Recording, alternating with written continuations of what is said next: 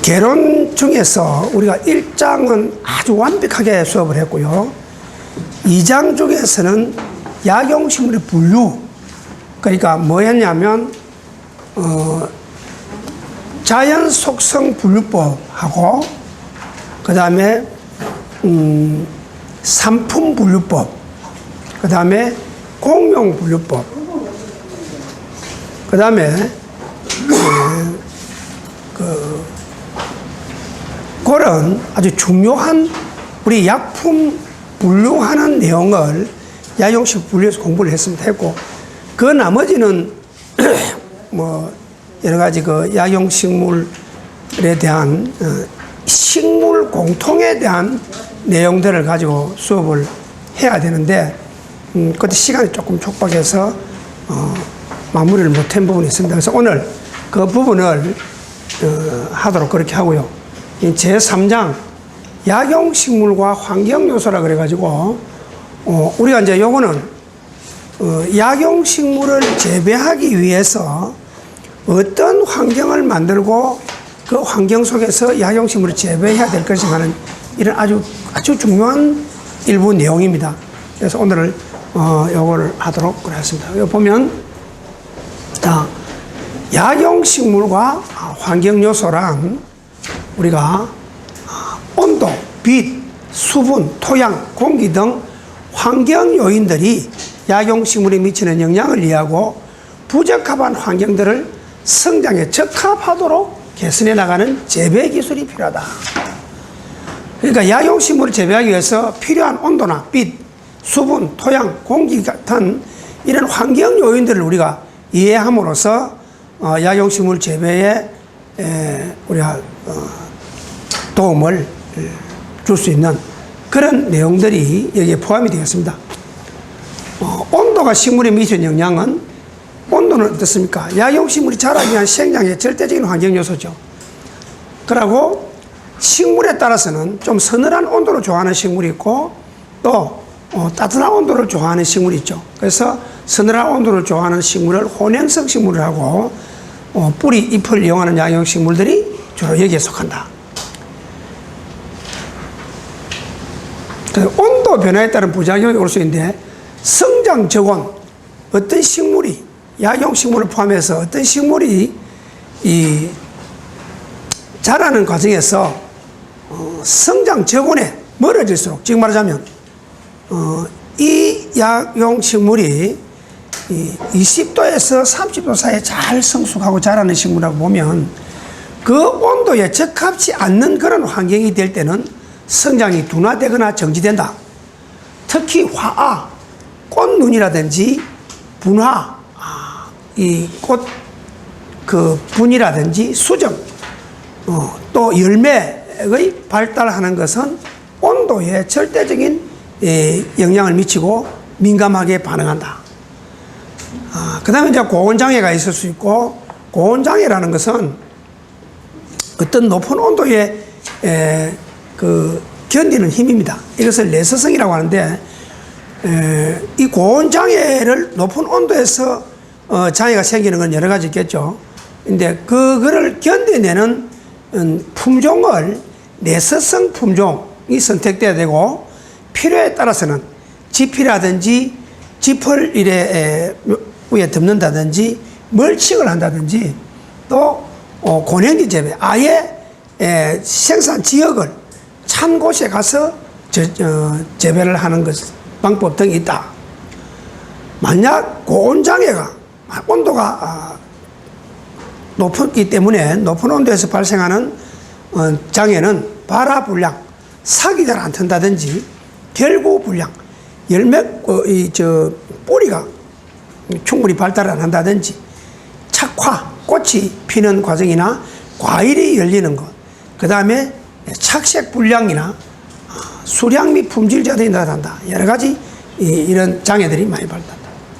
저온장애라는 것은 낮은 온도, 그러니까 고온성 식물, 고온에서 잘 자라는 식물은 저온장애를 받게 된다. 낮은 온도에서는 피해를 입게 되죠. 저온장애가 지속되면 세포액과 세포 간격에 있는 수분이 동결하여 저온장애는 얼어버리는 겁니다. 예, 얼어버리는 거죠. 동결하여 원형질 불림이 탈수 현상이 나타나 식물체가 말라 죽게 됩니다. 저온장애의 대책으로는 품종을 찬데 잘 견디는 품종을 선택하든지, 그 다음에 파종을 적게 해야 된다. 그 다음에 간이 피복, 조금 추위에 덜 타도록 피복을 한다. 시설 재배한다. 온실을 만든다든지 이렇게 해서 재배를 한다. 저온에 견디는 힘을 내한성이라고.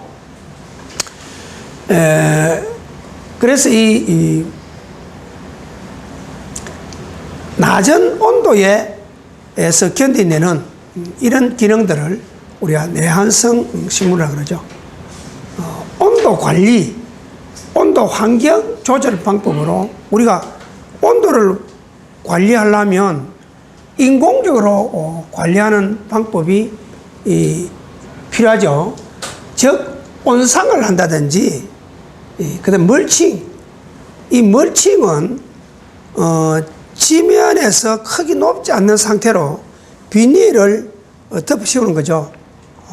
요즘 뭐 감자를 심는다든지 보면 그 잡초 성장을 억제하는 방법도 되고, 또 수분을 보온하는 방법도 되고, 또 온도를 조정하는 방법도 되고, 여러 가지 이 관점에서 멀칭 재배를 많이 하죠. 좀 있으면 그런 내용들이 나옵니다만은 터널, 차광막, 빛을 가려주는 것 등 간이 시설을 이용하는 것이 기온과 기온 조절을 용이하게 한다. 가장 좋은 시설은 물론 유리 온실이나 플라스틱 하우스지만은 거기에 비용이 막대하게 들죠. 요즘은 아주 화훼 단지라든지 고급 식물을 재배하는 이런 그 단지에는 정부에서 많은 자금을 지원을 해주고 있습니다. 특히 우리 약용식물 재배를 위해서 필요하다면 충분히 자금 지원도 받을 수 있다고 봅니다. 그 다음에 환기와 차광시설, 간이 냉방시설 같은 냉방시설 또는 난방시설을 도입하여 적절한 온도를 유지하는 것이 최상 방법입니다. 약용식물과 빛은 여러 가지 환경 요인 가운데 기본적 요소다. 성장과 관계 있는 광환경은 광도, 광질 및 일장이다. 빛이 약용식물에 미치는 영향, 뿌리에서 흡수된 물과 기공을 통해 대기 중에서 흡수된 탄산가스가 엽록체에서 태양 에너지를 받아 탄수화물로 합성되는 과정을 우리가 이 빛이 하는 작용이죠. 광도는 1차적으로 광합성에 결정적 영향을 미치며 2차적으로는 온도와 수분 등 환경 요인들에 의해서 영향을 미치게 된다. 광질은 광합성과 관련된 일장, 광주기에 의하여 발생하는 생육 반응을 광주 반응이라고 하고, 식물은 일장에 의해서 개화, 인경, 괴경 형성, 줄기 생장, 낙엽, 휴면 유도 및 제거, 성표현 등 생장 반응을 다르게 한다. 식물이 자라서 어떤 결실하는 과정에서는 일장이 차지하는 비중이 상당히 높죠. 적극적으로 광 환경을 관리하기 위해서는 유리 온실과 같은 시설 내에서 가능하다. 자외선을 차단하게 되면 생육이 촉진되고, 특히 자외선 하에서는 균핵병과 흰색 곰팡이 병을 예방할 수 있다. 이렇게 되어 있습니다. 수분, 세 번째, 약용식물의 구성요소 중 가장 큰 비중을 차지한다. 수분이 약용식물의 영향, 광합성과 기타 화학 반응의 원료가 되고, 약용식물에 있어서 각종 효소의 활성을 증대시킨다. 약용식물의 체형을 유지시키고 체온의 산성 억제, 용매 물질의 운반자 역할을 한다. 수분이 땅 밑에 있는 영양소를 끌어올리고 뭐 이런 기능들을 전부 다 한다. 그 다음에 광합성과 화학 반응 원료가 된다. 수분 조절에 따라 수분이 적절히 관리되지 못하면 여러 가지 부작용이 올 수 있다. 첫째, 수분 부족 시 일어나는 현상으로서는 생장이 억제되고, 광합성 억제에 따른 생육이 저하되고, 호흡이 정대되고, 낙엽 및 낙화 현상이 생기고, 과실이 비대불량, 과실이 너무 커지든지 좋지 않는 불량품이 나온다. 수량과 품질 저하, 수분 관리는 어떻게 해야 돼? 수분 요구도는 식물의 종류, 식물의 크기, 즉 생육 단계, 그러니까 이 환경, 계절, 일사량, 토양 종류, 성분에 따라 달라. 수분 요구도는 식물의 크기, 막 발화했던 식물하고 아주 성장점에 있는 식물하고는 수분 함유, 수분 필요량이 달라지겠죠. 생육 단계 및 토양의 종류 및 성분에 따라서 수분은 요구도는 달라진다. 토양은 영양과 수분을 공급하며 지하부를 지탱할 터전이다. 이 흙이 우리가 땅 밑에 뿌리가 얼마나 발달을 잘 할 수 있느냐, 이 줄기를 지탱할 수 있는 뿌리가 얼마나 튼튼하냐 하는 것은 토질에 달린, 토양에 달리는 부분이다. 건전한 약용식물의 재배를 위하여는 토양은 공기, 수분, 온도, 양분 등 적당한 조건을 갖춰야 한다. 토양이 가지고 있는 성분들이 충분해야 우리가 약용식물의 생장 발육에 아주 좋은 조건이 될 수 있다. 토양 종류, 사질 토양과 충적 토양과 그 다음에 화산 해토 이렇게 나누는데, 사질 토양은 뭡니까? 모래 성질이 많은 토양을 우리가 사질 토양이라고 하죠.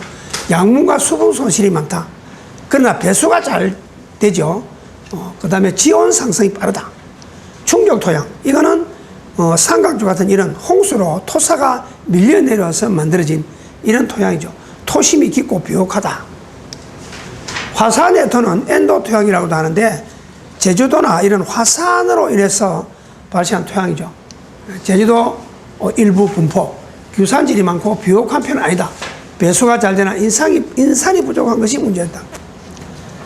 어떻습니까? 제주도 같은 데는 비 올 때는 뭐 물이 조금 고이다가 비 끝이고 나면 땅 밑에 물 다 들어가 버립니다.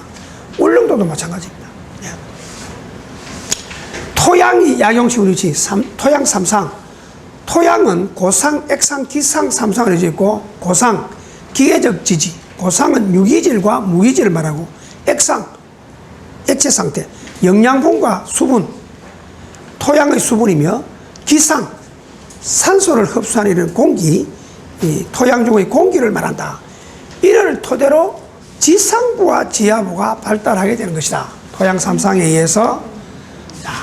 토성의 구분, 입자의 굵기, 흙이 구성되는 하나의 입자의 굵기에 따라서, 굵기를 모래, 미사, 점토, 모래는 굉장히 입자 굵은 것을 모래라 합니다. 그죠? 또 조금 약한 것을 미사, 가는 모래, 점토, 이건 완전히 찰흙 같은 흙이죠. 나누어 이들의 함유 비율을 통해서 분량을 만든다. 토양의 온도, 지온은 땅의 온도입니다. 이게 지온은 조장의 발화, 삭이 나는 거, 뿌리 발육, 양분 흡수 등에 직접적으로 관여한다. 지온은 대부분 태양의 봉사에서 생긴다. 땅의 뭐 온도라는 게 별거 있습니까? 태양이 비춰주니까 그 열에 의해서 지온이 유지가 되는 거죠. 지온이 만약 적당하지 않게 되면 뿌리의 생육이나 흡수작용이 지장을 받게 된다. 토양 관리, 우리나라 토양은 집약적으로 많은 수량을 얻기 위해 과다 시비로 얼마나 화학비료를 많이 뿌리댔던지요. 지금 우리 농촌 지역 가면요, 땅이 다 죽어 있습니다. 최근에 와서 우리가 유기농 세대들이 조금 나타나가지고 귀농이나 이런 걸 통해서 일부 유기농 전문을 하는 그 지역이 좀 많이 나타납니다만은 대부분은 산성화된 토양이 다 되어 있습니다. 저희들이 어릴 때만 하더라도 얼마나 풀을 베서 논에 여었습니까? 그죠?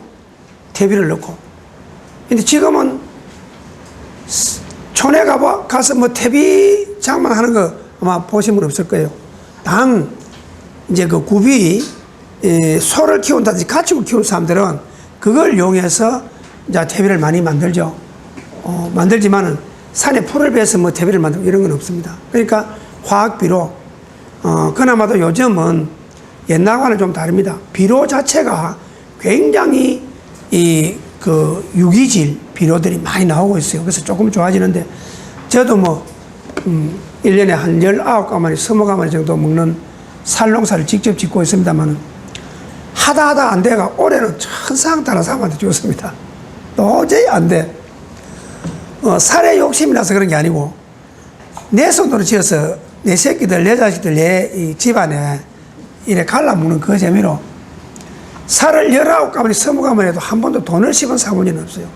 다 나눠주고 나눠먹는 그 재미로 했는데 엄청나게 돈이 들어갑니다. 그래서 그 이제 저희 그 논에는 양산시에서 지하수를 개발해가지고 완전 안반수입니다. 안반수를 가지고 1년 내에 쌀농사를 지으니까 그 물이 얼마나 좋습니까? 정말 이제 좋은 사람. 이번에 내가 그 농사만 전문으로 하는 촌에 이제 영농 작업반이 있어요. 거기다 주면서 내 먹을 정도 살은 좀 깨끗하게 지어주라고 내가 부탁을 했는데 그 정도는 될 거예요. 그래서 이 토양 관리가 산성화돼 버리면 거기에 나는 작물이 절대로 이 맛이 떨어지고 영양가가 떨어지고 그렇습니다. 찰기가 없고. 제일 중요한 거는 퇴비를 많이 주어서 짓는 농사만큼 좋은 건 없더라. 대기 중 공기는 양육식 성장과 발달에 밀접한 관계를 맺고 있다. 대기가 약용식물에 미치는 영향, 그러니까 바람입니다. 바람이라든지 이런 공기죠. 대기죠. 광합성의 주 원료인 탄산가스를 제공한다. 호흡작용에 필요한 산소를 제공한다. 토양 중 산소 부족은 토양 미세물의 활동을 둔화시키고 뿌리의 활력을 저하시킨다. 그리고 바람은 도복, 넘어지죠. 도복과 과일이 떨어지는. 벼농사 지어가지고 바람 싹 불어보면 딱 엎어지죠. 그게 이제 엎어질 도자, 엎드릴 복자를 써서 이걸 도복이란다. 그 낙과 과일이 떨어져 버리죠. 지금 오늘 밤에 태풍이 온다고 예고가 되어 있는데 좀 걱정입니다. 어제 막 올라가서 이 고물상에 가지고 철근, 하우스용 철근을 1m 50이 잘라가지고 막 두드리 봐가지고 뽕나미 심어놓은 게 있었어. 한 절반 정도는 붙들어 매놓고 한데 절반을 못하고 왔어요. 바람이라는 것은 이 대기는 바람은 식물에 유리할 때도 있고 불리할 때도 있습니다. 바람이 약용식물이죠. 약용식물 중에 탄산가스 농도를 유지하고 잎의 수광량을 높여 광합성 중 바람이 불어줌으로써 잎이 빛을 받는 양을 늘려준다. 정산작용 촉진, 공기 성분의 청정 유지, 유해가스 피해 방지. 가스가 이렇게 잎에 이렇게 접촉을 해서 안 좋은 영향을 미칠 텐데 바람이 불어주면 어떻습니까? 가스를 날려보내죠. 그래서 건조장애 유발 우려가 있다. 재배 관리,